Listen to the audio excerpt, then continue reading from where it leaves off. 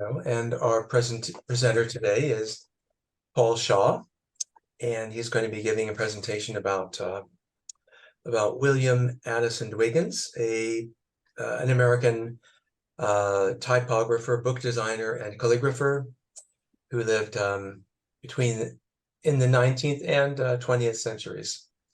And take it away, Paul.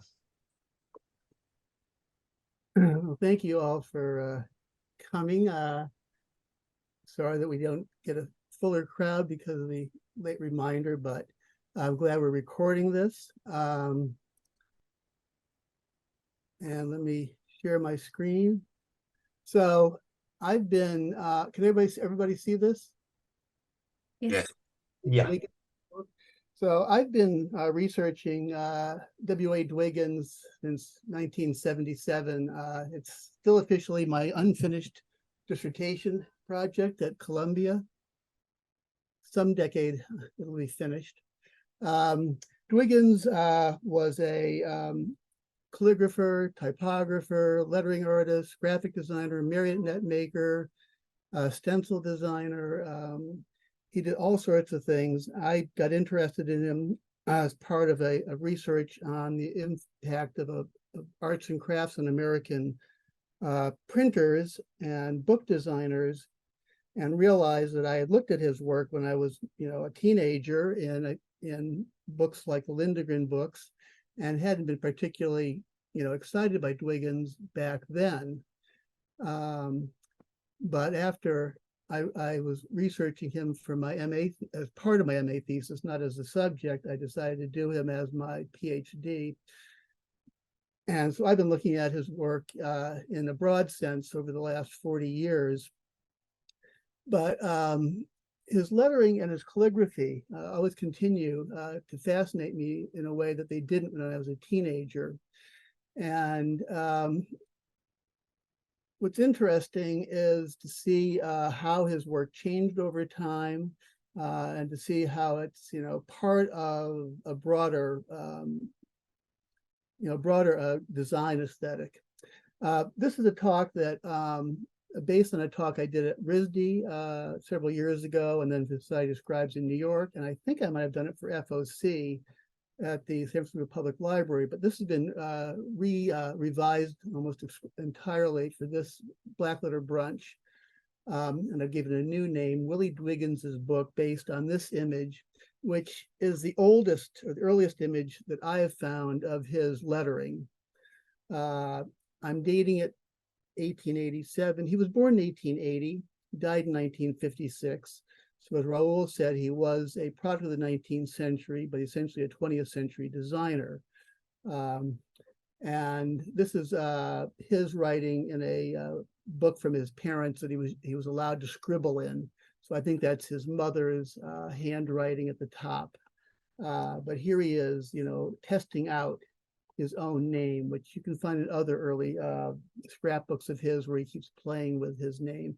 But very curly letters, and especially numbers, and a sort of slab serif style bit of lettering. So that's the, oh, come on, this is supposed to advance, no? Well, there we go. So in reorganizing my previous talks, I decided to make this one thematic and in a different sequence. So I'm trying to show you guys the different styles of lettering and calligraphy. I've thrown out most of the type that I had in previous presentations, so I can put in more calligraphy and lettering. Some of the categories are going to be a little iffy. Dwiggins didn't do a lot of historical stuff in the same range that we do nowadays. But blackletter was certainly very common in American graphic design when he was starting out. This is the work of his teacher, Frederick Goudy, and I've got a little section later focused on Goudy. Dwiggins went to studied art in Chicago at a school run by a newspaper artist named Frank Holm. It was called the School of Illustration. And Fred Gowdy, who was not very well known at that point, was hired as a lettering instructor and also the instructor in decoration. And so here you can see Gaudy's decoration in this white vine border. There's his signature, and then his black letter. This is the Inland Printer, a very important printing magazine, and this is 1898. So this is before Dwiggins went to the school, which was in 1899. So I wanted to show that because, the question is, where did Dwiggins learn his early lettering? I mean, it must have been in Gaudy's class. And yet, when you see some of the earliest examples of Dwiggins's black letter, which are from 1906, 1907, as you can see here, they're much more sophisticated, this textura, than Gaudy's textura. And certainly, this is a rotunda down here. These are what are called motto cards. They were done for a man named Alfred Bartlett, who had a arts and crafts publishing company in Boston that did early greeting cards, as well as small books and calendars and other things. And Dwiggins was one of several lettering artists that he used. He was the principal lettering artist for Bartlett up until about 1912, when Bartlett had some sort of illness that interrupted his career. It's never been explained.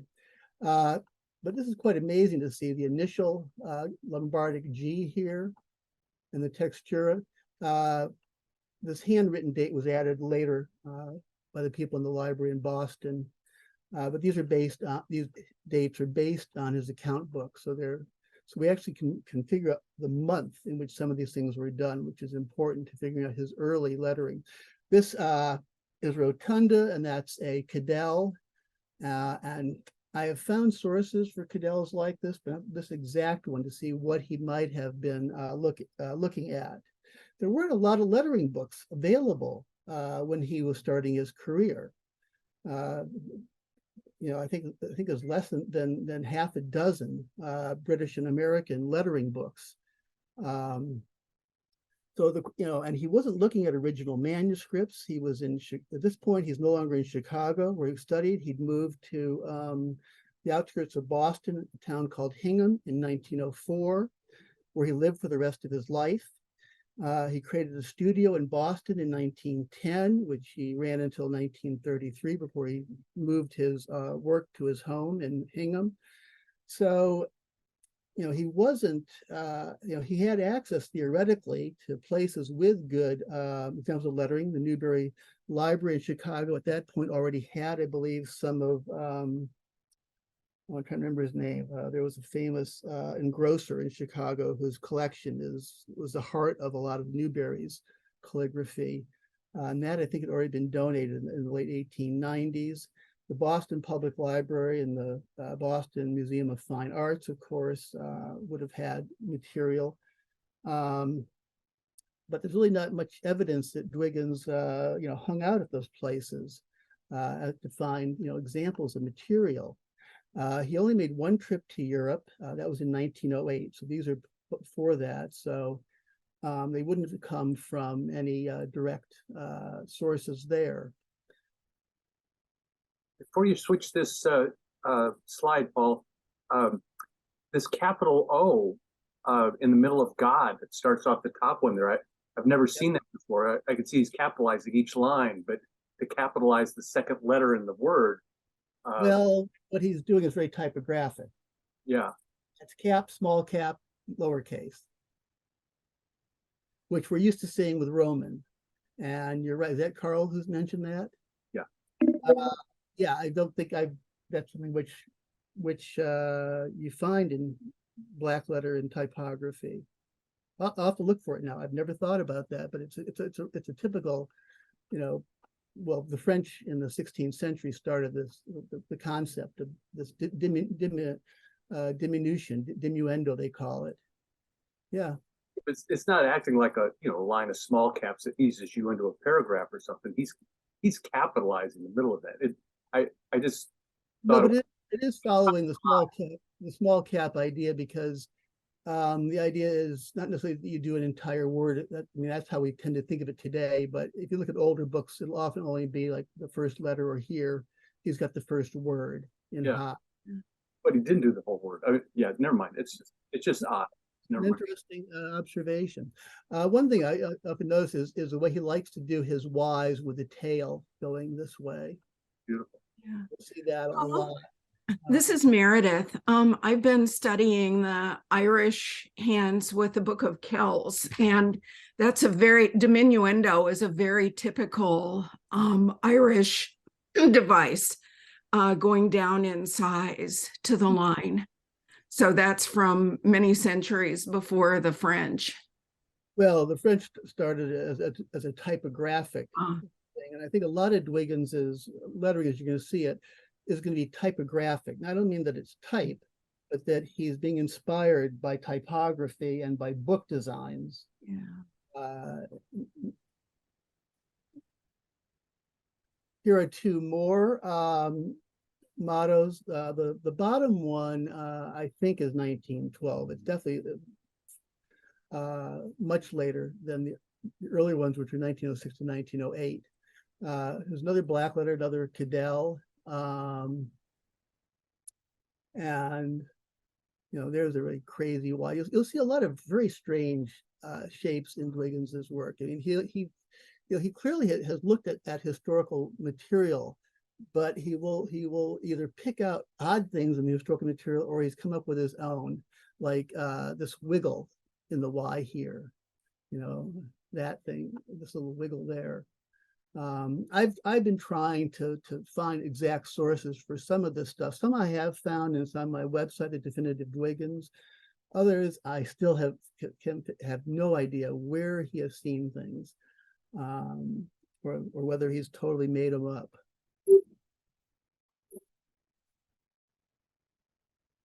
Whoops, how did we skip that one? So I'm starting by showing mainly textura, but you'll see we saw rotunda. We've got a secretary or batard down here, and then this is a common style of his, which I think we just could call Gothic. I mean, it's got loops like you might find in batard. It's got definitely some textura shapes. I think he mistook a thorn for a Y in boys, because that's a thorn. So, and that's a thorn right there.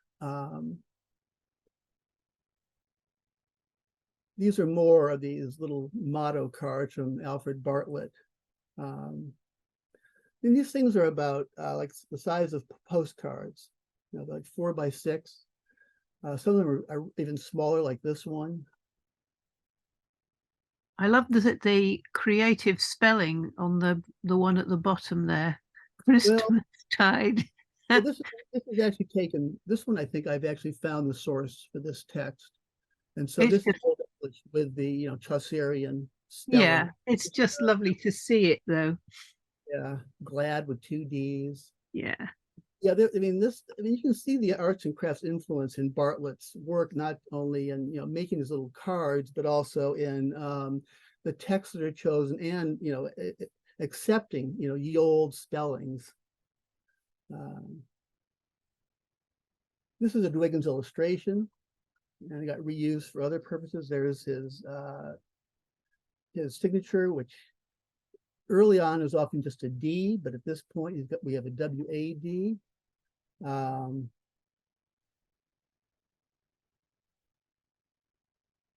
And here is what I mean by some of the very strange,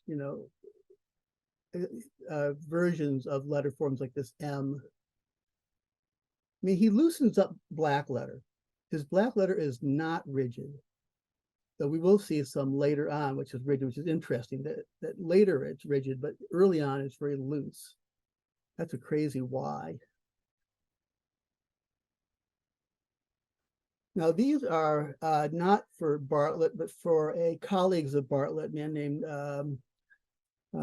Grover, who went to school with Bartlett at Dartmouth, and then the two worked together in Boston. And then Grover went out to Chicago And he, for a while, was working with Bartlett, and then he began doing his own Bartlett style things under the name the Craftsman Guild. And later on, Grover ended up being the librarian at a college in Florida. He had a crazy career. He also apparently didn't pay Dwiggins for one job. Dwiggins was upset about years later. These cards are a little bigger, more 5x8 than the motto cards. 1907, they got reused in a calendar. That's where Mr. Grover didn't pay Dwiggins for the reuse. But here we can see a much longer text, texture and the Lombardic caps. And this sort of Gothic style that he liked at the time mixed in. There's his signature, in this case, just the D. I guess he couldn't figure out a place to put it on this one.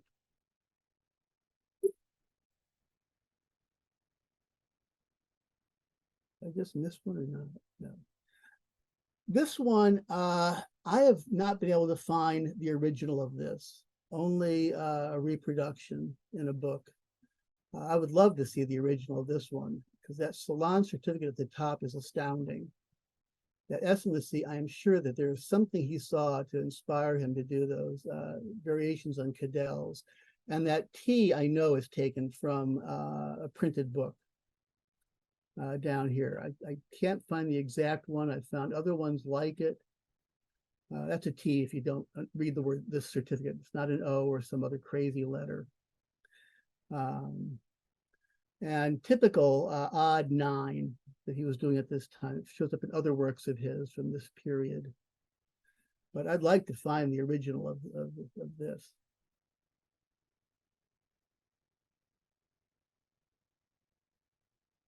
This is a book cover. This is a binding. It's been gold stamped. That's his illustration also. It's amazing that this has been stamped in what, 4 colors? Gold, red, black, and green. And there's his Y with the tail moving out to the right. You can see that he knows how to design letters to fit the overall design. So this G fits into the R here. And what he's done to the double FL, and then this little flourish to help balance that. So he's looking at his lettering or his calligraphy as part of a broader design.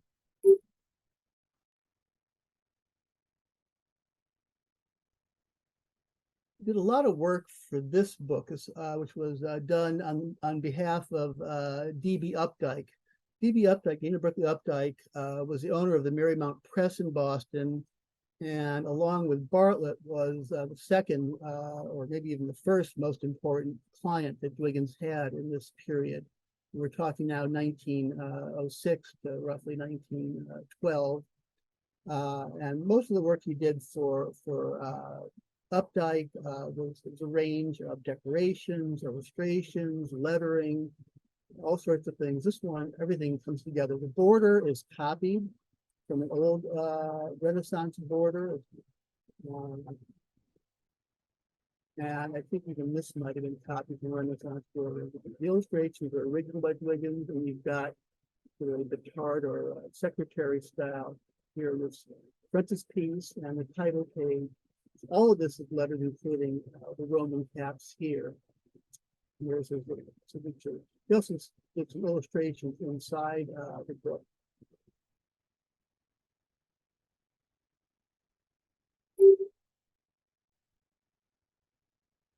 Now, I've just jumped from 1909 to 1941.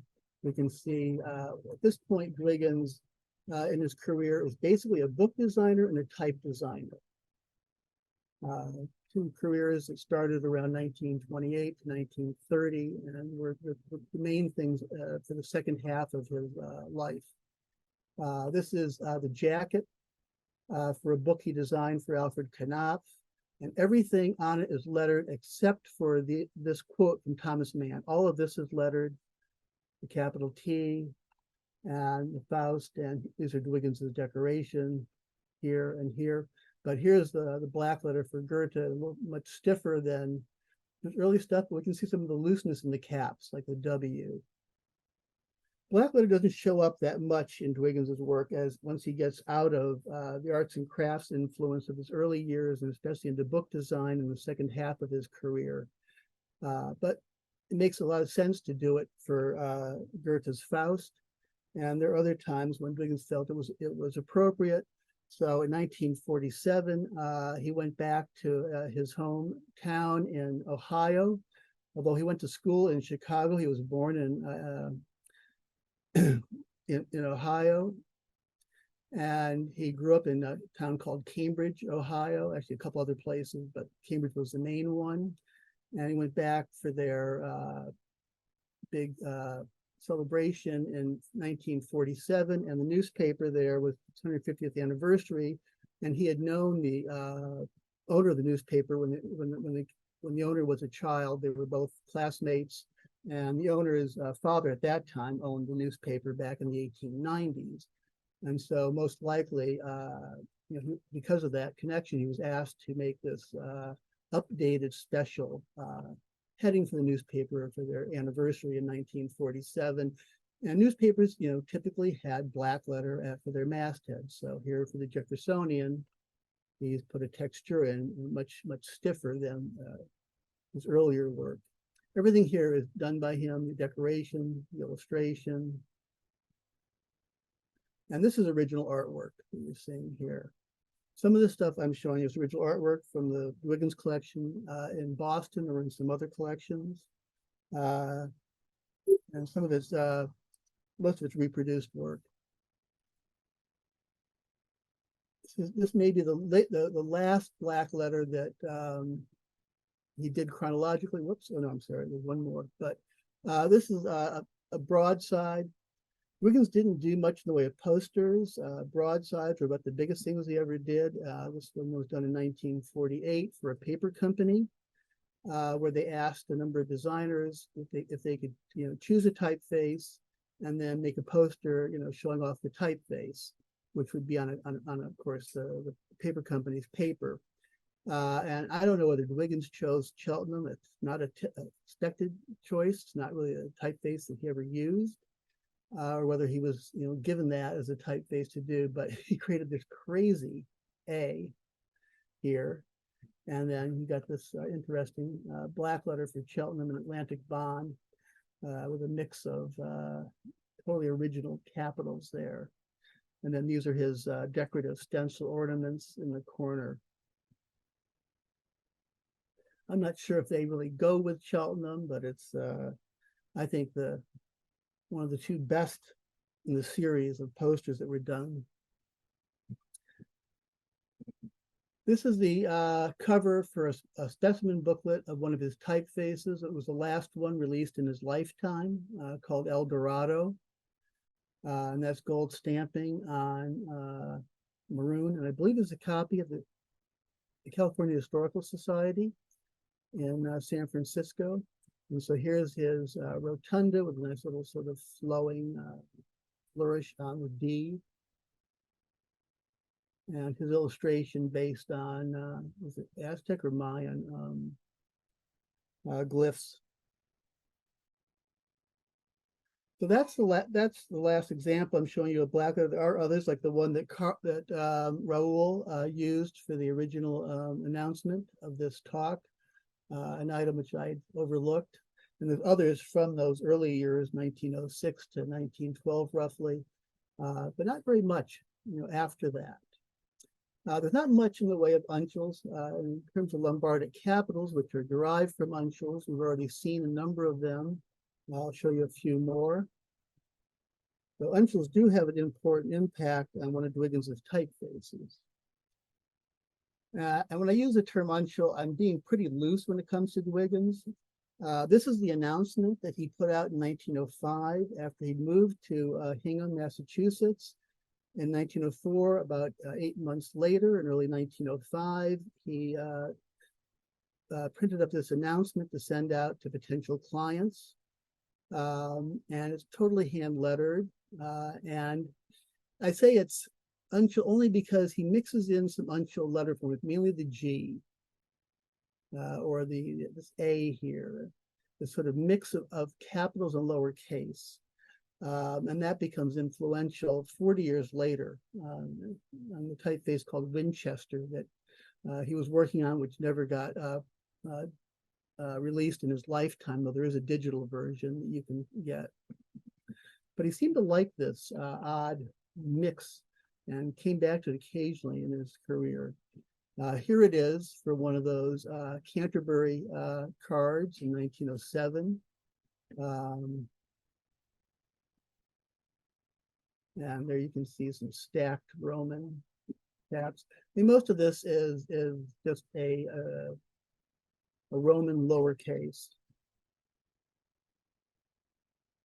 This piece from 1935, which the small booklet that was inserted into a magazine called The Dolphin. It was entirely hand-lettered by Dwiggins, part of what was called the Apolynthia stories. Those stories have been recently gathered together and published by Bruce Kennett. But this was the first one ever published on its own. It's on very thin Japanese paper, so you can see through to the other side. You can see an illustration by Dwiggins and this unusual bit of heavy Roman lettering there. But this lettering was turned into a typeface by P22. And I don't think it quite works as a typeface because it's very rough. And when you see that in a typeface, it doesn't seem to work as well as it did in the original print. But here we can see a little more uncial forms like the capital H, and the capital D being mixed in with the upper lowercase, the F descending.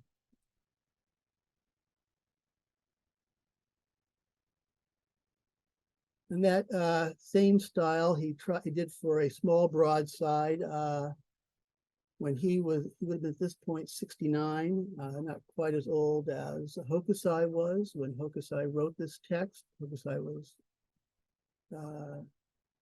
what age did he say he was? Age 75.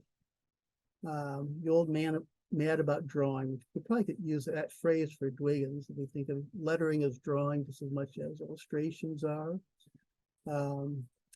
So here you can see some more of the more typical uncial or maybe Carolingian A. The only Carolingian I've found in Dwiggins's work, and I came across it recently, was artwork he did for an unpublished book about book design, where he was trying to explain the influence of Carolingian on Roman letter forms. And so he had a word that he drew in Carolingian, which I don't think I've included in this talk.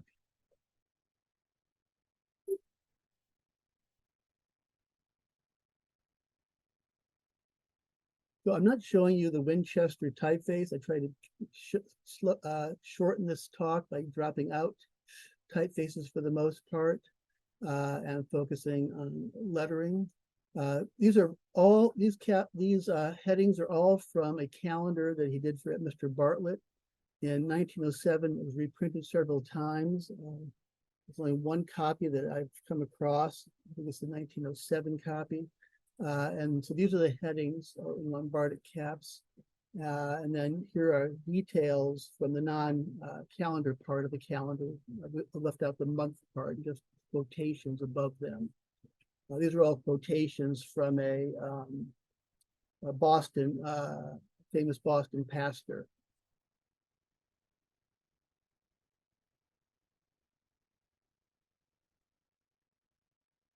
Dwiggins ended up through Mr. Grover doing work for a publishing company that Grover became a partner in Chicago after Grover got out of the arts and crafts publishing field. It was a company called Atkinson, Menser and Grover, and they specialized in educational books.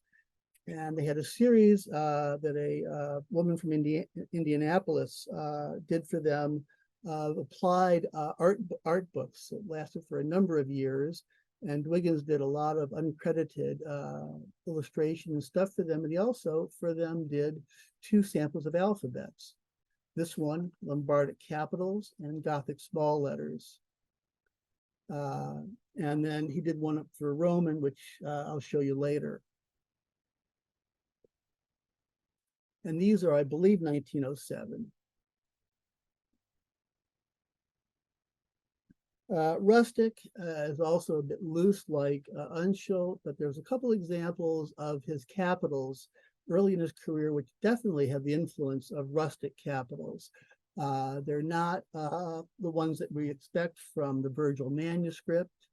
They're closer to some of the rustic capitals you find in carved inscriptions.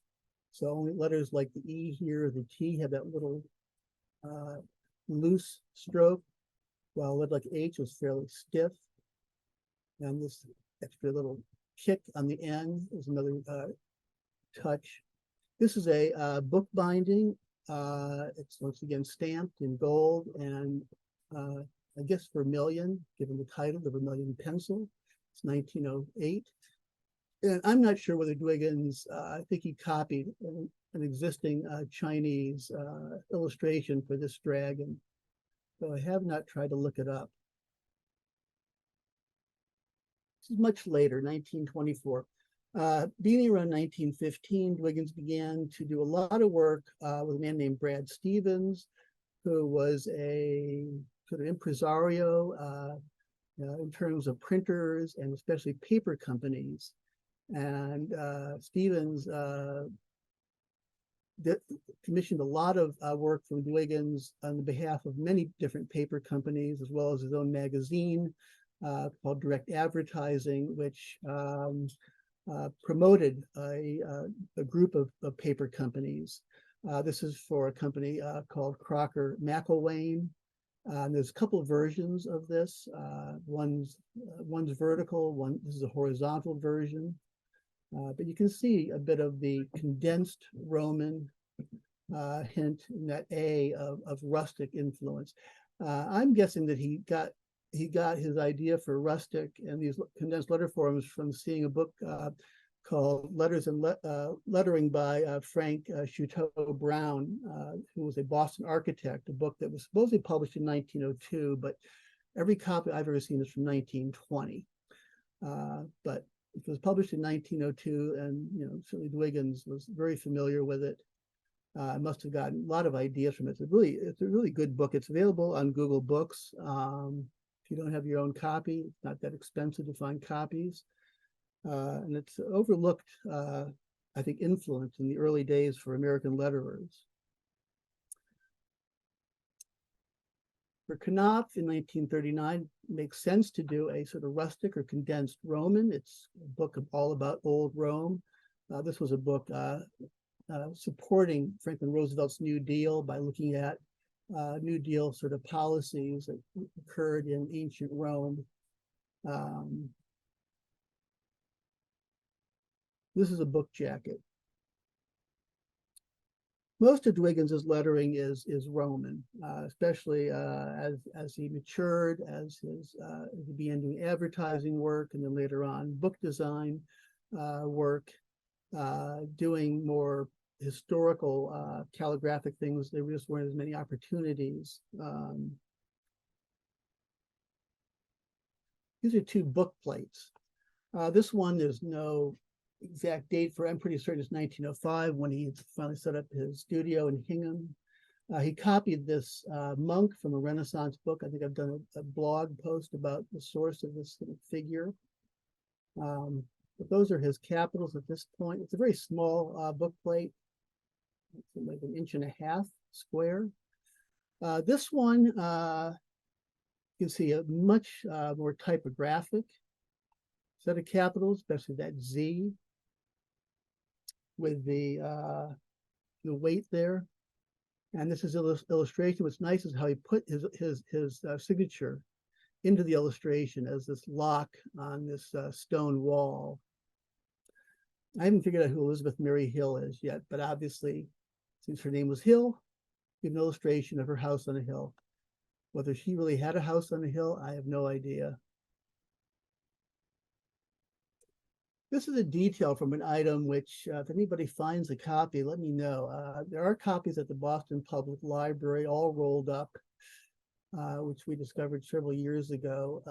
It's Gettysburg Address, and this is actually from a paste up he did for it. and it would have been a broadside, so fairly large. But apparently Dwiggins, the story goes that he did not publish this after having them printed up because he was told he couldn't copyright the Gettysburg Address. I think he was copyrighting the design, but he apparently backed off, which I don't quite understand, because later on Bartlett took the design and used it for a little tiny greeting card. But copies of the unrolled copies of this don't exist that as far as I know. So you can see the paste up. There's I chose a detail you can see the corrections, and this is enlarged. I mean, the writing is not that big. Here's some white paint. And so you're going to realize that, Dwiggins is a letterer. I mean, people talk about him as a calligrapher. There are a lot of people like George Salter who admired his calligraphy a lot, and there's a lot of work he did directly, but a lot of stuff, he would retouch. He was doing work for reproduction. He wasn't doing work for the most part as original pieces. So there are a couple original pieces in the Boston Public Library, and a couple others that I've come across in recent years in New York. What's interesting about these capitals is he's chosen a non-Roman Empire leg of the R. It's much more Baskerville, much more typographic and not epigraphic in having this double curved leg rather than though his Q is very classical Roman, as is that little leaf there. This is for a little booklet from a printer, or rather a printing, I guess a writer about printing, an author. And I don't know who printed the book.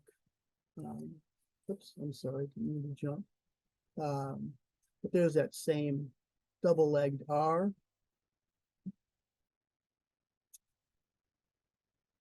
This was a book that I thought was a rarity when I got my copy. Now I know 3 or 4 other copies that exist. It was published by his client, Brad Stevens. Exactly who the author is, whether there really was a Sanskrit text or it's a fake and Mr. Stevens wrote it, I don't know. Wiggins designed the book, did the border, did the illustration, and did all the lettering.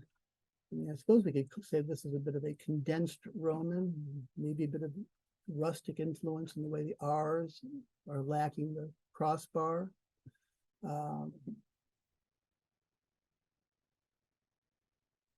This is one of 2 versions of a cover for a publication announcing a partnership of paper distributors, not paper companies, but distributors, Leworth and Culbertson. The other one's a dark brown. Thought this one was more visible, so I've chosen this one. 1918. There's a lot of arts and crafts, William Morris influence in this center monogram, but the capitals are definitely not William Morris. Wiggins in his capitals liked sort of a high-waisted capital R, and with the bowl sort of hitting the leg and the crossbar in this angled way rather than curving in more. You see it a lot in his work, and I think other letterers in the United States who did that were following his lead.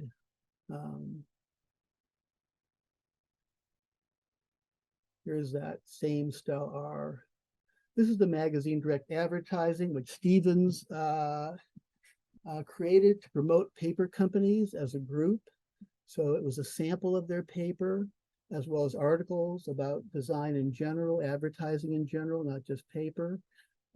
Each issue of the magazine had a different paper stock for the cover, and each issue, especially when it got into this version, Dwiggins designed several versions for, but this version was the most common. Lasted, what, about 8 years, this design, and Dwiggins would continually change the colors on the covers. And I've put all of the covers on my blog if you want to see all the different color combinations. Some of them are really cool. Some of them are kind of weird. It's always hard to figure out which one to choose for a talk. Dwiggins always was keen on, he had no problem with hyphenating. And if anybody's ever looked at his book designs on the binding, the spines of bindings, he has some very strange hyphenations of people's names and titles. This is pretty ordinary. But this is about as classical as Dwiggins gets. You know, here we can see a bit of the Trajan influence in the N, but not in the M, not in this N. He's not consistent. One of the things that either you don't like about Dwiggins or you love about him. So this magazine, Boylston Street Magazine, lasted for, as far as I can tell, only a couple of issues. At least only a couple of them can be found. The Dwiggins collection has a couple, and beyond that, you can't even find them looking online. But here's that R. It's a little more of a neoclassical letter form in terms of the serifs.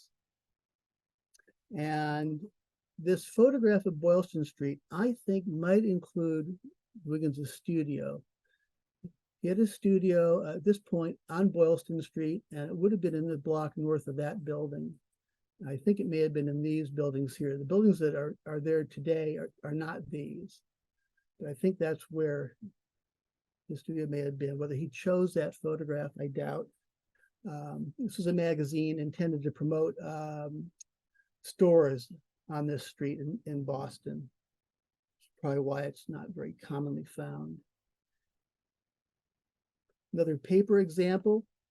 This was two paper companies joining forces to publish a book, a magazine called The Paper Book for several years.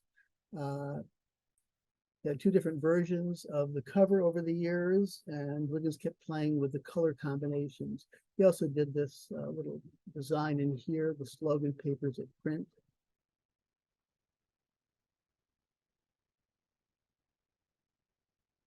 Another paper company was S.D. Warren, one that didn't work with Mr. Stevens. And Dwiggins did a lot of work for them through their advertising department. And this was a magazine they put out promoting their company. And this one, Dwiggins designed this crazy machine. Here's his signature. I don't know what this machine is supposed to be. This is type. All of that's lettered, as is this part down here. And there's this typical R. This is a book jacket from the early 30s. Kind of rare as one done for a company other than Knopf, which was his major book client from 1926 till the end of his life in 1956. He did this illustration, though I think it's based on a French designer named Pillemont. But you can see typical, whether these are typical R of Dwiggins, whether these are sans serif, the serifs are barely there, more of a flare in most letter forms. This U is typical of Dwiggins and typical of many other American letterers to do a capital U with a little hint of a leg in it. I'm not sure what the influence on that is. In his spare time, I don't know how Dwiggins ever had any spare time given all the work he did, but he apparently had spare time enough to work on marionettes with people in his neighborhood in Hingham. They had a little marionette theater that was built in Dwiggins' home in 1937. They performed plays. Dwiggins carved the marionettes. His wife helped make the costumes for the marionettes.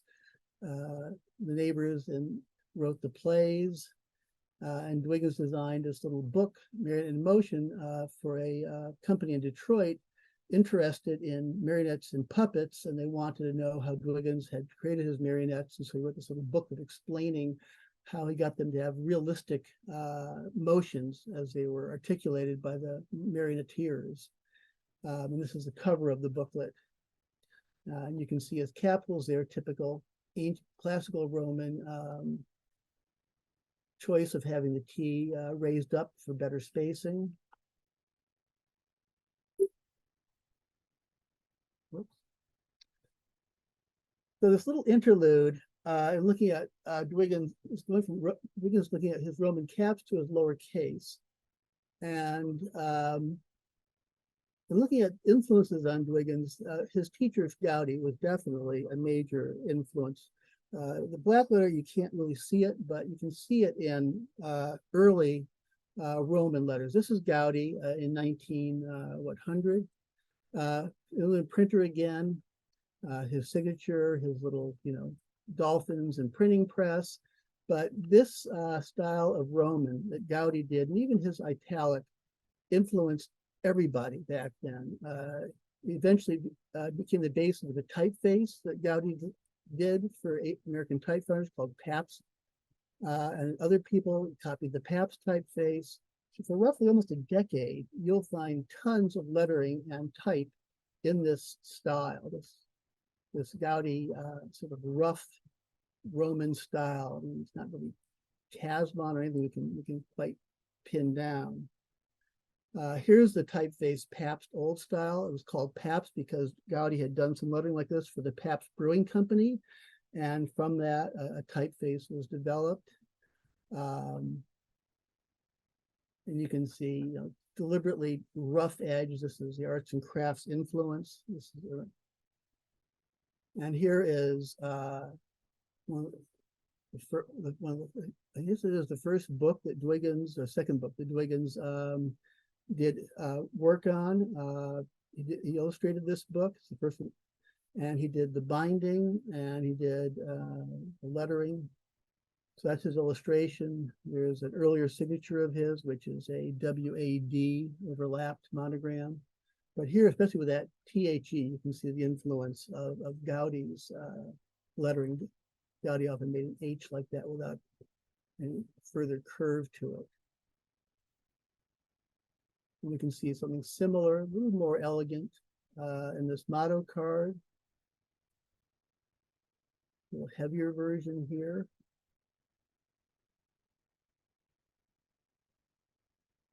So when people talk about Dwiggins' lettering calligraphy, one of the questions often comes up is, well, what's the influence of Edward Johnston? Because we all, say that, the father of modern calligraphy is Edward Johnston.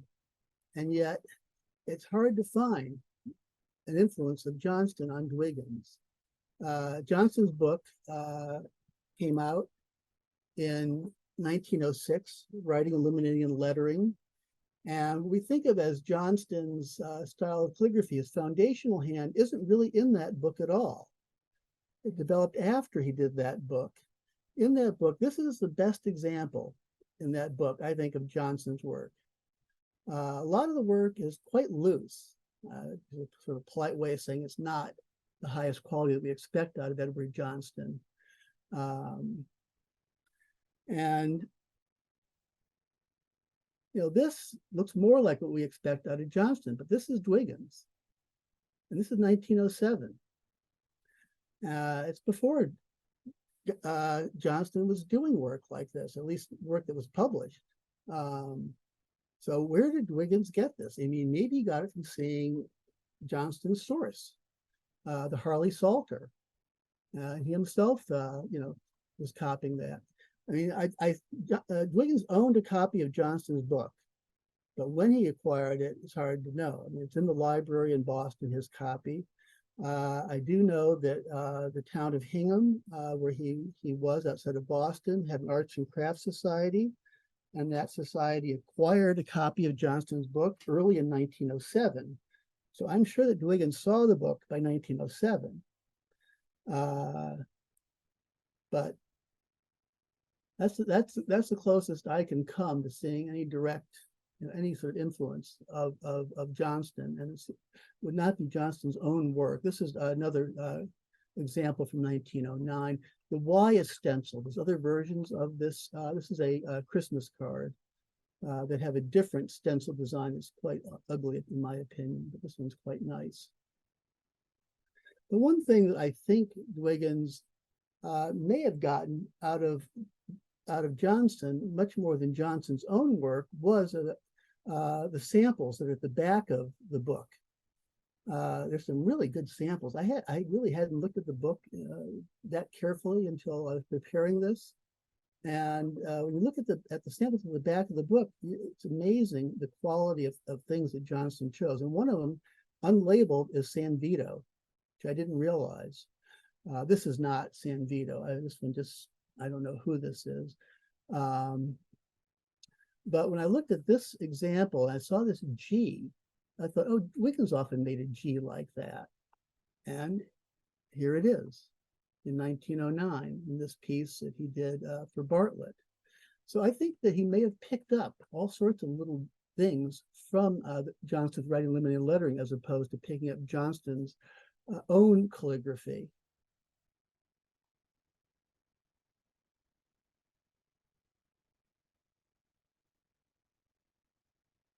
Where humanist bookhand and old style type, what the dividing line is between them is very difficult to know if we're looking for ways to describe Dwiggins' work. Essentially, we're looking at Roman minuscules or lowercase letters, small letters. Whoops, what did I just do? Did I stop the share? Sorry. Thought I was clicking on something else. This is a totally hand-lettered small booklet that Dwiggins did for Mr. Bartlett in 1905. And you can see how good he had become as a letterer. He would be 25 years old at this point. This is an illustration. I'm sure he copied the A from printed sources, possibly Ratdolt, who's a famous Venetian printer. Oops. This shows up in a 1906 book done by a Chicago author. And I don't know where the original of this is. I mean, it's clearly a promo piece like that other one that I showed you where he said he was, starting his freelance career. So although it's in 1906, it might have been done in 1905. But you can see, how they even labeled things back then, Roman type letters. So he's looking at typefaces as much as he's looking at anything from a manuscript tradition. I just noticed a little bit of that uncial in this italic here. And here's the other one of the applied arts alphabets that he did, along with the one I showed you earlier, the Blackletter and Lombardic capitals.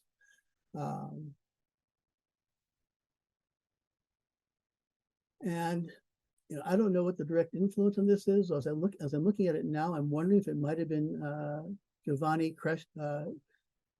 Francesco Cresci, because that narrow A reminds me of Cresci's version of a lowercase that he designed to go with Trajanic capitals when he was writing books. Something to pursue. Over the years, Dwiggins did a number of entire quote-unquote manuscripts, lettered by hand or publications. Most of them are very short, 8 pages, 4 pages. This one is a magazine he called The Fabulous, which he had done several issues of, beginning in 1915. The others are in type. This one he did entirely by hand. And so here is the first page of it with his it's a stencil, or actually wood carved stamped illustration that he made. I'm throwing Caslon in here because Caslon was one of his favorite typefaces, along with Scotch Roman and Bulmer. The typeface I'm using for my titles is Bulmer. If people aren't familiar with typefaces, Bulmer was designed by a man named William Martin, who was influenced by John Baskerville's types. But this is Caslon type as Dwiggins would have known it. This is from a publication, from a Caslon specimen done in the 1890, but after the Caslon company had recut Caslon's type, making them a little bit sharper than they would have been back in the 18th century. But Caslon's type were standard types by this point in the early 20th century, after kind of being forgotten for almost 100 years. And they're very influential overall in American printing, and especially in Dwiggins's work. As I said, I wasn't going to focus on typefaces in this presentation, but this is a typeface he designed that was made for a magazine. You couldn't buy it. I don't. So Pictorial Review is type. This is not. This is not. Well, actually, that might be his type also. Yeah, that might be his type also. This is not. But this is definitely his. The magazine didn't last long, about a year or so. In the mid-1930s. And I'll show you some other lettering he did for the magazine besides a Caslon-influenced Roman caps. He did a script that I'll show you later for them. When you see a lot of his Roman lowercase or small letters, especially in the 1920s and later, it's not a copy of Caslon type, but it's definitely influenced by those letter forms. One thing that's very different is he often has a very steep angle to his serifs. And that A actually looks a little more Bulmer-esque. So sometimes you'll find him mixing these things. Here's a different version of the paper book I showed you earlier, a different design. Same two clients, Crocker McIlwain and Chemical Paper Company, allied together. There's that steep angled serif. I think Dwiggins influenced other American lettering artists in this incredibly steep serif on these. This is a book jacket for Knopf in the 1930s, one of my favorites. The colors are really beautiful. The sea of grass, and you can see the Caslon influence in these letters, though that R has clearly been designed to kern beautifully with the A.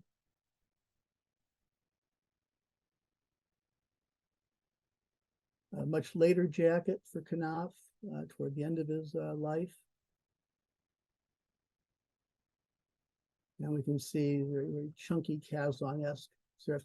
I'm looking mainly at the large sizes of Caslon. He's influenced in doing these, because Caslon type changes dramatically from size to size. These are the larger sizes that, in terms of points, we would say 48 or 60, as opposed to the smaller text types. So think of a typeface like Big Caslon from Matthew Carter digitally. I mentioned Bulmer a minute ago, and here's the Bulmer typeface as American Type Founders made a modern version in 1928. And Dwiggins used it frequently in his book design. And sometimes you see influences of it in his lettering after 1928. So it's in the cover of this this box of alphabets. In this alphabets were technically typefaces. They were letters that were printed on paper, and you would cut them up and glue them down to assemble headlines. And Dwiggins was supposedly the art director for this project in the late 20s. And this is his alphabet that he designed, called Boylston, named after the street where he had a studio at the time. And so here you can see the full alphabet set and the lower case. And then here it is on the cover of the box. This is his card in the box. There's two copies of the box that are known, one in Boston and one in Berkeley, California. I'm sorry, one in New Haven, not Boston. And that title, the advertising, was the name of a book he had done in 1928, all about really graphic design, not advertising. These letters, and some of these are original artwork, these two bottom ones, and this is a print at the top, are from that Pictorial Review magazine that I showed you a few slides back. So for it, he designed a typeface that is much more Bulmer than Caslon on the interior. So this is a detail from an article using the typeface, and here is his original artwork. You can see little hints of white paint. Here you can see he's using stencils to create the basic forms before he then inks in changes. So he has a standard stem and a standard top. And you can see here he hasn't filled in the breaks of a stenciled letter. And here's that book layout and advertising, though this is not the 1928 edition. This is the reprint in 1948 with a totally different jacket.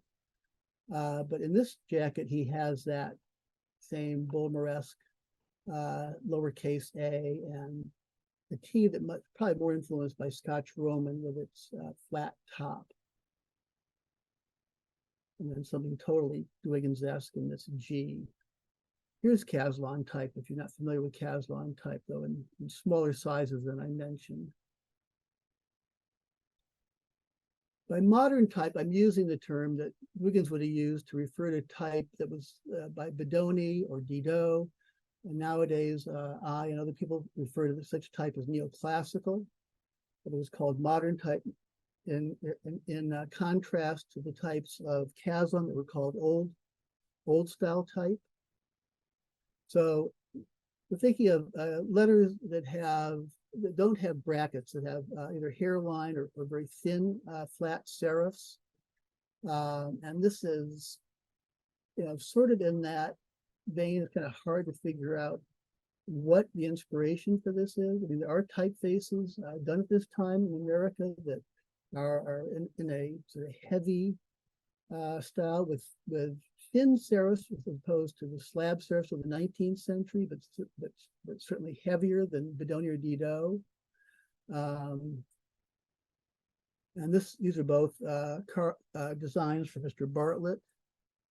And it's interesting to compare this to other ones from the same month to see what he was doing. We started out with one from that month that was a textura.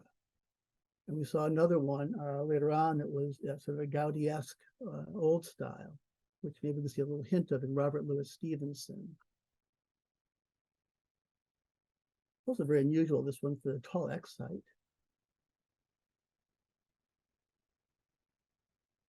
And Dwiggins would have created this border. It's probably a mix of Baroque borders and maybe something from Pilament that he's taken.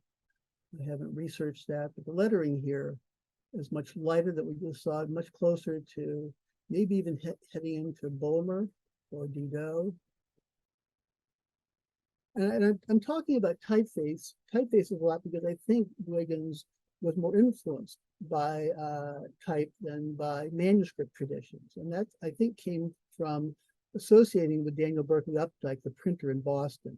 And if you don't know Updike's name either for the work of his Marymount Press, you might know it because he wrote a book in 1922 called Printing Types, which was the first comprehensive history of type, and still a book that many people refer to even 100 years later. And you can get the book downloaded from Google Books and I think Internet Archive. I'm not familiar with it.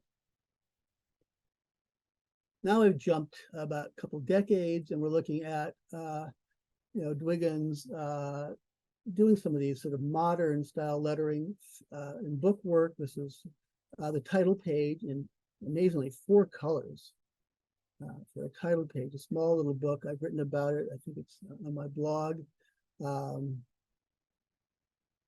He did this stencil. And this is a jacket that I didn't even realize I had an image of. Hard to find, 1930. It's a book of texts from Fortune magazine, which was new, and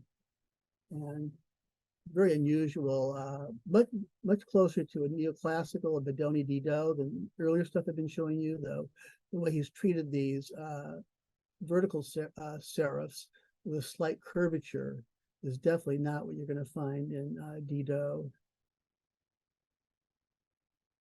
And this G, you're going to find that in a lot of Dwiggins' work. Here, I think he did it because he needed to fit it into the A.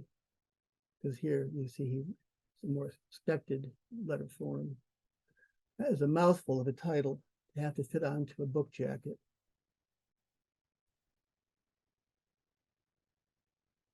Another example from the 30s for a book jacket, also with what's very rare, sans serif for him, which I'll show you a little later. There aren't that many examples.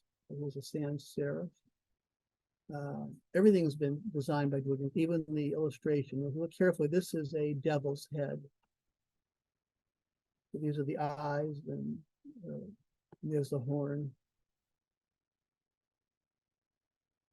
One of my favorite Dwiggins designs is this book binding in two different types of cloth and stamped in bluish silver. And look at the way he's used the hyphens, break up the text and create this nice shape. And you're going to find a lot of idiosyncrasies in Dwiggins' work. So we wouldn't expect a thick bottom stroke to an L if we're looking at a Bedoni or a Didot typeface. But I think Dwiggins felt that it gave a much more structure to the design. This is a fake. There's no such real book. It's one of several fake designs that a binding cloth company put out as part of a promotional piece. So you can find this design with other color combinations. It's a mix of lettering styles. I'm looking at it from the standpoint of moderns. I'm looking at the serifs in this part 14th formula. And there you can really see the influence of the moderns in this abrupt transition. And this is about the time that Dwiggins is working on his typeface, Caledonia, where he's trying to find a design in between a Bulmer and a Bedoni or a Didot.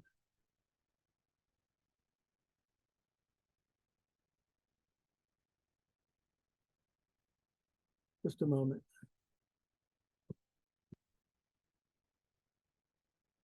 Hello. I don't remember if it was on there.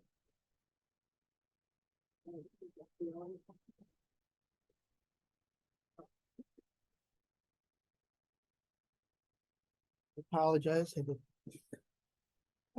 This is the cover of a small book that, which is one of the Athlenthia stories. This one with the pointing hand that's been stamped on it, the War Against Whack. But I'm looking at the Athlenthia as an example of the modern style. This is entirely lettered and decorated and designed by Dwiggins.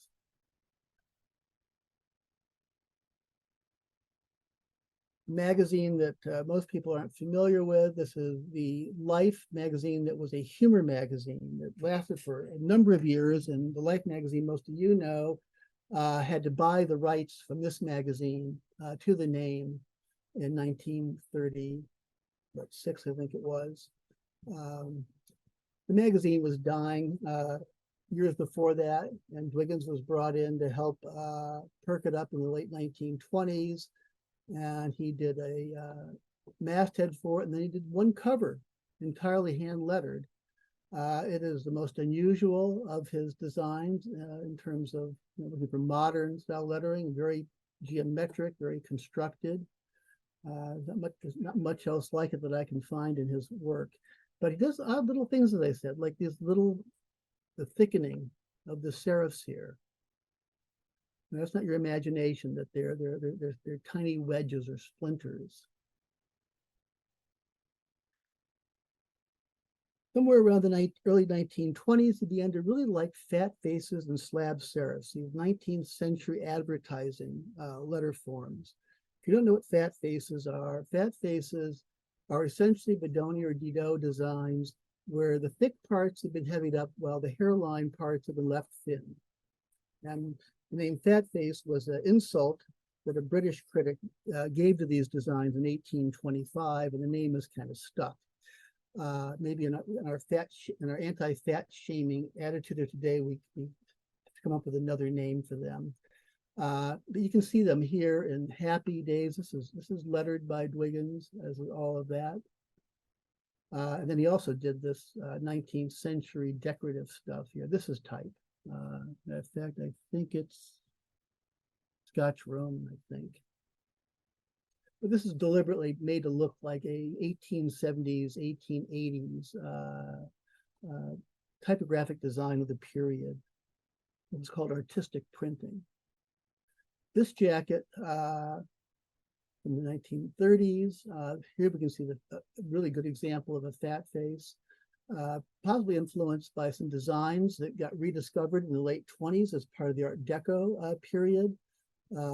Designs like Normandy and a typeface Broadway, which was a new design, was influenced by fat faces. So if you know the Broadway typeface, you can see that without the serifs.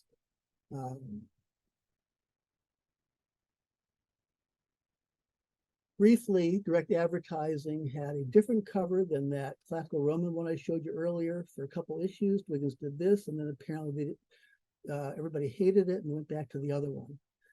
This is actually my favorite. It's crazy, crazy design. But here's his fat face design.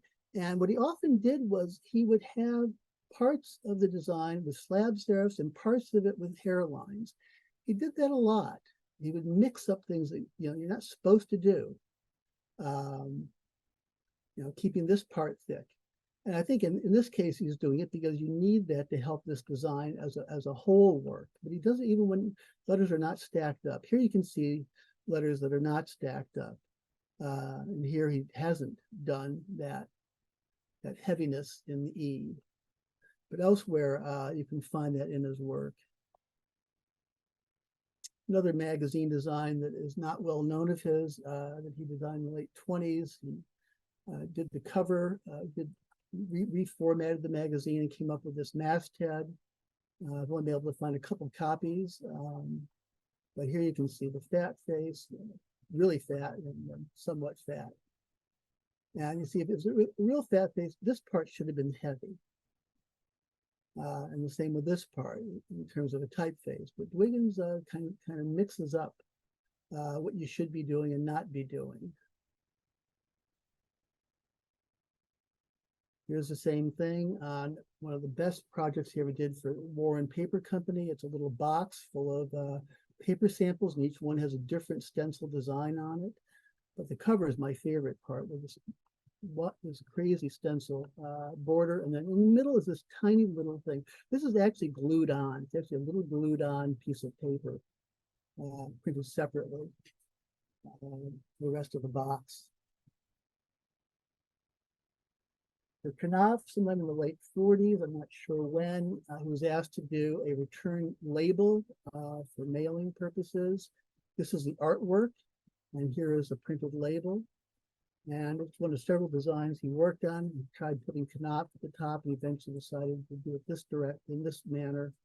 And you can see how the letter forms have changed because of the curvature. So we've got a top-heavy S to maintain a better spacing.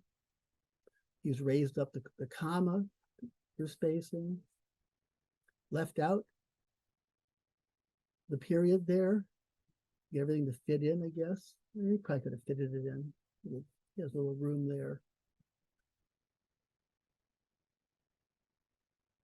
One of my favorite book jackets of his has this condensed fat face style, or maybe slab serif style, with an unusual lowercase h in it, which is nicely centered in the middle. Maybe it reflects the chimneys on this boat. This has to do with the war between Russia and Japan in 1905. And a totally bizarre italic. Look at that Y in a fat face tradition. These are sketches for typefaces that never happened in the early 40s. They were intended for headlines in newspapers. And he seemed to really be focusing on a slab serif as the basic concept. There's a lot of variation going on. These bottom two are part of one piece that was so long I couldn't scan it in one piece or show it. But some unusual things happening. Here he's copying, I think, some 1930s typefaces, Glamour, or Venus.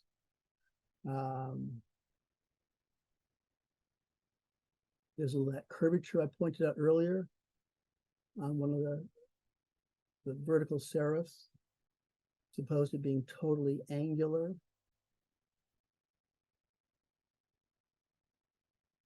Sans serifs are not something that Dwiggins did much of, which is ironic because his first typeface from Linotype was a sans serif typeface called Metro, which is still available digitally. The examples you can find of him doing sans serif letters tend to be very loose, like this one, which is very interesting for the T over the I's, or this one, Cornell booklet. We saw something kind of like that, I think, in the Woman book, which was the same year, 1914. I pointed out the R without the bar. This is from a paper company. And I don't think Dwiggins did the illustration. They're not his style. He just did this. Very early there, 1915. This is serif and sans serif. Some letters don't have serif, some have serif, some are a mix. Kind of a 1990s grunge typography idea. And that devil looks like the one from the book done a couple of years later. Two different books with a similar face. A very quirky set of letters, did for a binding, not a jacket, for Knopf in 1929. Kind of an Eric Gill R, and I think he might have picked that up from Gill Sans, which had been announced that year, publicly announced. So he may have gotten the idea for this R from Eric Gill.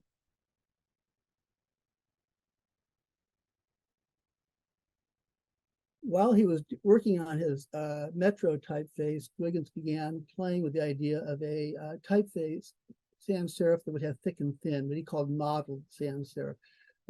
He worked on it for several years into the early 1930s and then abandoned the whole idea. But Hermann Zopp and others have seen that these attempts as a predecessor of Optima. And certainly there are some letters where you can see what Zopp was seeing, like this N, or this A. Here are some. There's only scraps that survive, and some of them, as you can see, are falling apart. On this jacket, we can see one of the few times he uses sans serif lettering later in his career, and every example I can find is only capitals, no lowercase. And when he wrote about sans serif letters in his book Layout and Advertising in 1928, he complained that sans serif types weren't any good. He said they were bum, mainly in the lowercase. He said, yeah, the good ones in the capitals. The only typefaces he liked at that point, 1928, was Gill Sans and Cable. He said the only ones that he didn't like Futura, and it came to the lowercase. So he did use Futura in his career. And that's how he ended up getting talked into designing the Metro typefaces, because of his complaints. And so there are some hints of Metro in here, but like that A is Art Deco with that triangle. And certainly the bounciness of these letters is not in the typeface Metro. Italics are heavily influenced by type. Much more so than by Chancery, though Dwiggins certainly knew the Chancery italics. He owned a Tagliente print. I'm not sure if he owned the entire Tagliente book from 1524, but he definitely had one page from it. So here are some of these 1907 cards to show you how he was doing an italic. And this was a draft that shows his much more Chancery form. The final print of this is set in type. I think Updike, who printed it for Dwiggins when he opened his studio in Boston, convinced him to get rid of the calligraphy. The calligraphy dominates this image in a way that the type doesn't, but very nice italic. Look at that G there. Very angular. And it shows you, that he could do a Chancery this early in his career. This is he was age 30 at this point. This is the same year, and that is a label from a soup can. I've never been able to find any examples of the soup can. This label is mounted and exists in the library in Boston. It's the only copy. And I tried to excerpt part of it here to see the detail of what he's doing for an italic. Much more copperplate influenced, I would say.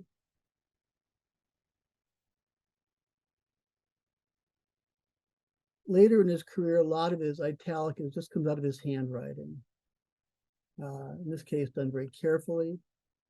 He created the Society of Calligraphers in the 1920s. There were two members. There was himself as the secretary and his alter ego, Hermann Puterschein, as the president.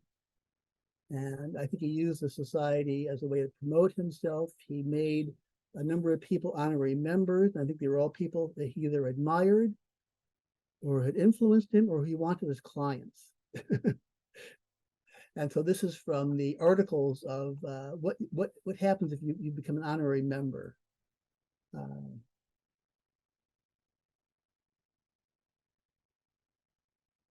In the late 30s, for the New England Telephone Company, he did a little booklet called Now That You Belong, one of these employee booklets that companies, I guess, used to do. And he hand lettered the booklet. So here is the opening section.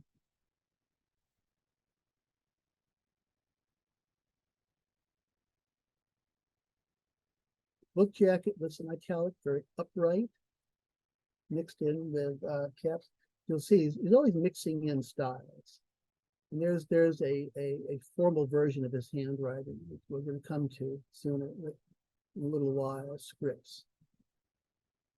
And it's kind of hard to say where the boundary is between scripts and italic is in Dwiggins. And if you think of italic, not just in a chancery Renaissance manner, but in italic in a typographic way, then as we're seeing here, we're seeing a neoclassical or Bedoni influenced italic with a strong contrast of thicks and thins. And Dwiggins liked to really play with initials, the contrast, like that L right there. This is original artwork. This is a mechanical for a title page for a book he designed. And this, is it italic or it's just more of a ronde, one of the French script styles. This is a proof. That's why you get the black bar. It's not the final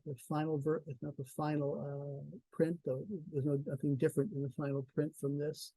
That was done by Updike for Schirmer, the music company. And the entire thing was done by Dwiggins, including the illustration.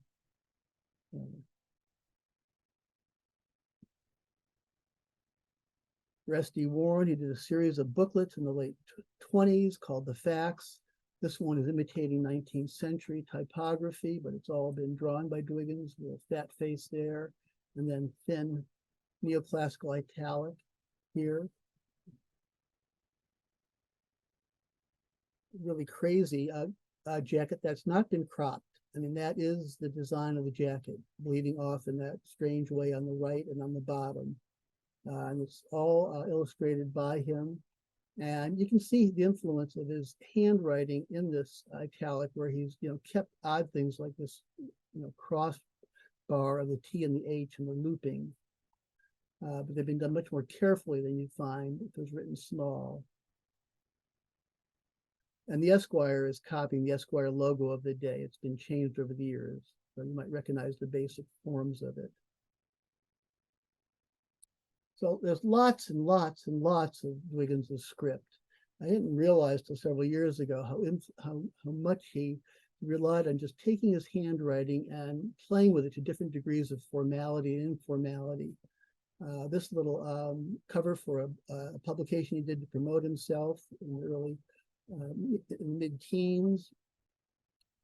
I guess that's him being introduced and just being behind the curtain. That was a little symbol for the White Elephant Press. So you can see, his handwriting as it's done, so carefully but kept loosely at the same time. This G, this D, this double G combination, the of there.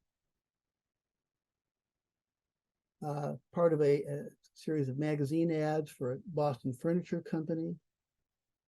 This showed up in Vogue magazine. Most of them showed up in newspaper ads. But here he playing with that same, I think, influenced by engraving letter forms in many cases. You can see it in this L, or this crazy G. This is another S.D. Warren, one of the series in 1922 called Making It Easy. There's more of the fat face. Different Making It Easy series, different G, different Y. But that thickening suggests engraving, influence of engraving. And this G, I think, is so deliberately at a different angle because he's trying, I think, to help center this. It's not like he centered this design if you look at it carefully. And you're not seeing through it. That is a deliberate ghost pattern on the cover. But the paper that it's promoting is a very thin paper that you could see through, but not here. And here you can see his handwriting for the Society of Calligraphers when he's sending out the membership to Mr. Knopf, before Knopf was one of his clients. He eventually succeeded in getting Knopf to hire him years later. And there's him carefully doing the script for a printed part, but here it is done more carefully, but still directly done. Here's the envelope that would have come in. And this thing called a paraf, this big flourish there. Here it is done very carefully and not so flashy for a book about Edgar Allan Poe's stories that Dwiggins designed and illustrated in 1930. And the illustrations all have quotations done like this. American Alphabets was a book that Paul Hollister gathered in 1930. And he asked Gowdy and Dwiggins and Oswald Cooper and all the big American letterers to do alphabets. And Dwiggins did a Roman, and he did this quirky, totally monoline monoline script. And I think he designed it just, for these spreads. I don't think I've ever seen him really use one that's totally monoline. A ticket for the Marionette productions, hand stenciled in color for each copy, printed in black otherwise. And then here you can see there's italic of the script carefully done. And you'll notice continue in these examples how he's mixing styles. Rather than just doing one thing, he likes to mix Roman capitals and lowercase, fat faces and scripts, etc. One more spring. This is the title page of a book. I know a quirky letter from it could only have come from handwriting. You couldn't have deliberately, figured out, oh, I'm like an M like that. This is a blotter. Back when people needed blotters for blotting their ink. It's about, 3 inches by 9 inches. And he did several of them for this printer in Cambridge, Massachusetts. This one has his lettering on it, very large. We can see the script.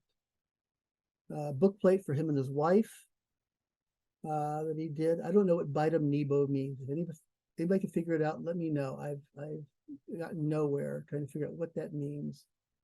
But look at the ex libris. That's an L right there, going through the entire thing. And the rest of it's the Caslon influence. One of the booklets he did entirely written was one about how to design a typeface that he did at the request of Philip Hofer, who was a curator and librarian at the Houghton Library at Harvard University. Major collector of calligraphy, a very important collection of stuff at Houghton because of Mr. Hofer. And Hofer asked Dwiggins if he would write out a text of a letter that Dwiggins had written to Rudolf Ruzicka. So Dwiggins rewrote the letter and re-edited it, and then designed this little tiny book, which was put out by Harvard in 1940. So you can see Dwiggins doing a more careful bit of letter forms, and then you can see his is it his script? Is it italic? What do we call it? And a very odd capital T there. RR is Rudolf Ruzicka or Ruzichka. I know. Book binding in 1944 for Knopf. For John Hersey, who did the book about Hiroshima. This was earlier, Bell Ferragamo. And then our last group is Art Nouveau, Art Deco. There's not a lot when it comes to Art Nouveau. I mean, Dwiggins did this sheet music design for Updike and Schirmer in 1909. And I call it Art Nouveau because the illustration is clearly influenced by Steinman. But I've never found a Steinman illustration with that exact same cat. It reminds me of the Le Chat Noir posters. And these letter forms, I mean, we could say maybe there's an Unschel influence rather than Art Nouveau, but of course there's a lot of Unschel in Art Nouveau lettering. And I think, didn't I see that? Yeah, there's that G that I think may have come from seeing that plate in Edward Johnson's 1906 book, that Carolingian G. This has been credited to Dwiggins by the library that owns it. And I'm not sure whether it is or not, because it's odd to see this. It's influenced by George Oriol and the typeface Oriol that Pignot put out with the stencil breaks. And there's a lot of designs like this Oswald Cooper did at the same time. So I'm wondering whether it really is Dwiggins or whether it's Cooper. But if it's Dwiggins, then we have an example of being influenced by Art Nouveau. Art Deco is much more common in Dwiggins' work. This is the box, the slipcase for a book he wrote called Paraffs in 1928. And a paraff is this thing. You know, these swirls that you put after your name and the signature, like John Hancock did. But this part is the Art Deco part, especially the triangles with the crossbars of the A and the H. And done just a year later, this is a card announcing a painting exhibit by a friend of his. He did a number of these cards in the 1920s and actually in the 19-teens for his friend Charles Hovey Pepper. There was his name running around the border. There we can see the Art Deco A's and H's. And this is very similar to that devil lettering I showed you earlier, which I put in the sans serif category. So I suppose I could have put this in that category too. And also there's his script. Magazine done for Filene's, the department store that lasted for only a couple issues. Dwiggins did the cover. This actually goes around, wraps around to the back of this one. Entirely stencil design illustrations by him, and very, very Art Deco lettering right here. Entirely done geometrically, constructed letter forms, not just the triangles on the H. This is the same year, 1929. There is the date. The book plate for a friend of his. And this is detail from a paper company swatch book from the mid-30s. And this word gray, I think, is Art Deco. This is a sans serif fat face, which is what Broadway is, and some other typefaces from that period. I just realized that in lettering all of this, look at that Q. I never even noticed that crazy Q. Book jacket, I've got a binding from 1936. And here we can see his script, and we can see much more typical Art Deco and very unusual shaded in the printing in this stencils. That's not from wear and tear on the jacket. That's part of the design. Serenade, James Cain's novel. Dwiggins design. This is the binding stamped in silver. I don't know what these little things are supposed to be, but they look nice. This is almost identical to the cover of the American Alphabet's book that his monoline script showed up in. He designed the cover for that book, and it has an Art Deco set of letter forms, very similar to those. And our last thing is just to look at some decorative individual letters that he did. So this rags is maybe my favorite design of his lettering wise. It's done for a group of paper companies that specialized in rag paper as opposed to wood pulp paper. He did a couple of their covers. This is the most amazing of them. I have no idea what influence this is for this combination.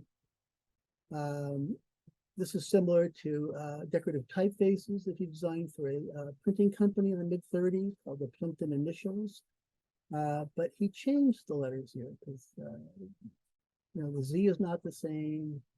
This is different. And the same with the Caledonia. For this typeface of his, he doesn't even use the typeface of the cover. He uses his hand lettering, and he's copying one of his Plimpton Initials, though not exactly, this decorative letter form. These are, this one and this one are once again influenced by fat faces, in which the fat stroke has now become the decorative portion of the letter form.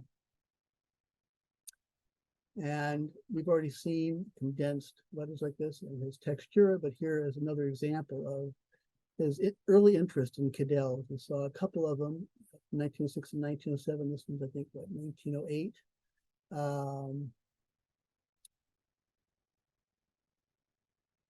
And then from books, this initial from a book he did for a friend, the advertising agent for S.D. Warren. It was a Christmas book that was designed and handwritten. And the first page has this lovely initial T. We saw the title page of this book before, and here's a 3-color initial opening the text. And this is a detail of this from A Christmas Carol, where he designed initials for the Dickens story for the Woolly Whale Press, one of the great names of a printing company. And if you look, and in 2 of the letters, the W and the M, he's got little faces in it, not for all the other initials. Little scared faces, I guess, seeing the ghost of Christmas past. For the Limited Editions Club version of the Droll Stories that he designed in 1932, he did little tiny vignette illustrations for each story, and amazing decorative initials. There's something like 20-something different initials he designed. Not every letter of the alphabet, but he designed more than one for different letters of the alphabet. And I'm just showing you 2 here. I was tempted to show you all of them, but this is a very long talk, so try to finish it up quickly. Here are 2 initials from about 6 or 7 he did for Gulliver's Travels in 1948. Most of them look like this one, only this one has a little landscape in it. All the rest have this type of decoration around them, and they're sort of a sturdy serif form. And that's it. Thank you for those who put up with a much longer talk than I hoped it was going to be. Thank you, Paul. Excellent talk. It was amazing how detailed some of his manuscript books were. The amount of text that was done by hand was amazing. One of the ones that really impressed me, well, like this one here, I'm going to share my screen, but that's a lot of text to do by hand. That's just a broadside. Yeah. It's just a single sheet of paper. I mean, the manuscript, books that he did, none of them are very long. I think the longest is probably The History of Susanna, which I thought I had it in my presentation with the initial cap, and I guess I dropped it out. History of Susanna was done for what was called the Archway Press in 1948, and the Archway Press didn't last long. They wanted to do modern manuscript books. They wanted to have titles, handwritten entirely, and then published as printed books for people. And they did 5 or 6. There's one book never got done. Jeannie Wong did one. Phil Grushkin did one. George Salter did one. Dwiggins did one. That's 4. Arnold Banks, I believe, was the one that never got finished. And somebody else did one.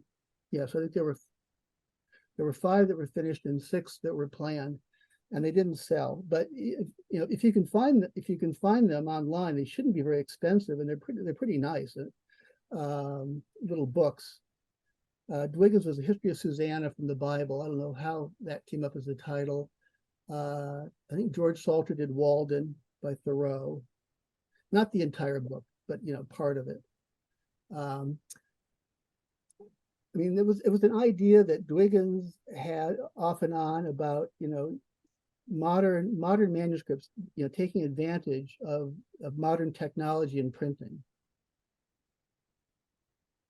I think John about it in the Jeannie. What? I think John Prestiani talked about it in the Jeannie Wong Was there a article. comment there? I think that John Prestiani talked about that series in the Jeannie Wong article in Alphabet a few years ago. I'm sure it must have been in there. Jeannie did, what was it, The Flower Lover, and Okay. other stories. As well as the Grushkin and the Salter. You have the set? Not the whole set. Salter, Grushkin, and Jeannie. I think I've got the whole set, and I don't know if anything exists of Banks. Bank was supposed to do the Shropshire Lad, and I'm not sure if Carnegie Mellon has any artwork for it. I can't remember. Rings the bell. Didn't get printed. Bank. I'm sorry, I had trouble hearing you, Carl. I said Bank is the one that rings the bell that did not get done. Right. I can't remember whether when I visited Carnegie Mellon whether I saw any drafts or for it. I'd have to check in my photographs. And I don't remember whether Dwiggins is in the Calligraphic Hands book, the Typophils put out in the mid-50s. I don't know where my copy of that book is. It's an oblong book, Carl. I've got it, but my shelves are a mess. He was still alive when it came out, so theoretically he would be in there, but I can't remember what his page would look like if he was in there. If so, I haven't scanned my copy. Are there other comments, questions? It's a sunny day. I had a question about the stencil letter in the Johnston section. There was a stencil Y in red with black. Would that have been just designed as a stencil and then printed letterpress, or did he use stencils to print on each one of those pages? It was used by hand. It was added by hand because I've only seen like the 2 or 3 copies of that. It was a Christmas card, and one copy has that red stencil. I think that's Dartmouth's copy, and the others have a giant blue rectangle with a gold, I think, Roman Y. It's way heavy and just overpowers the thing. But there's only like 2 or 3 copies that I've seen. I think Yale, Boston, and Dartmouth. Maybe only 2 copies. No, it was hand stenciled, and Dwiggins had hand stenciled a card that I didn't show you. He did a Christmas card the year before, 1908, and he hand stenciled, and that has people like that early drummer that I showed you. People singing, and it's got stenciled capitals in red and blue to go with handwritten text. there's a lot. I mean, this is not like every single example of Dwiggins' lettering that I'm showing you. As much as I crammed in here, there's a lot that I left out. Well, you covered quite a bit, Paul. No, I'm just saying that I tried to cover his range, and especially to show that how, you know, he's been, you know, talked about, you know, by Salter and others, you know, as you know, this as a major American calligrapher, and even as like the first American calligrapher in the 20th century. And I think he deserves that, but he also is kind of more a lettering artist than a calligrapher. If you look at the way he approaches things after his early years. Yeah. That whether they're drawn or they're built up, there's a different aesthetic, a different sensibility.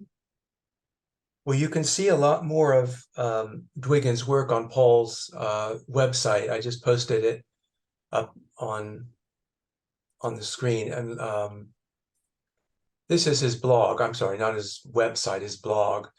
But there are quite a few articles about Dwiggins. You should go to a different one if Blog. yeah, go to like one of the book jacket ones or something that's more visual. But I have not posted one specifically about his calligraphy, but there are some that focus on his calligraphy and lettering. No, I don't have my full screen here to see but I can send Raul, you know, the specific blogs that are more interesting for calligraphy and lettering, or you know, you can just type in a search, I guess. Most of the ones that are focused on his calligraphy and lettering is where I'm trying to figure out where he got ideas from. I'm very fascinated by the fact that, you know, he was doing some of this stuff at a high level, you know, in 1906, you know, before Johnston's book came out. And, you know, I said earlier that there just weren't very many sources for somebody. I mean, even somebody living close to a major city like Boston. I mean, you had Lewis Day's books in the 1890s, Alphabets Old and New. You had the Edward Strange's book on alphabets. You had Shuto Brown's book, and that was pretty much it. I mean, where did people go for, you know, sources? Yeah. I mean, we're so used to having tons of stuff. Another good source for or another good review of Dwiggins' work is Yeah, the Bruce Kennett's book. the book by that was put out by Letterform Archive, written by Bruce Kennett, W A Dwiggins: A Life in Design, and you can, I put the link to that in the chat, and I'll include that in the next invitation to the Blackletter Brunch. But this is a beautiful book, and if anyone interested in Dwiggins would love to see this book. W A Dwiggins: A Life in Design by Letterform Archive.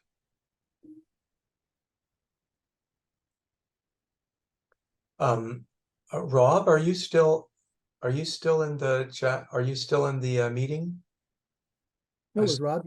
I saw Rob Saunders, but I'm not sure if he's still in. I think he may have dropped out.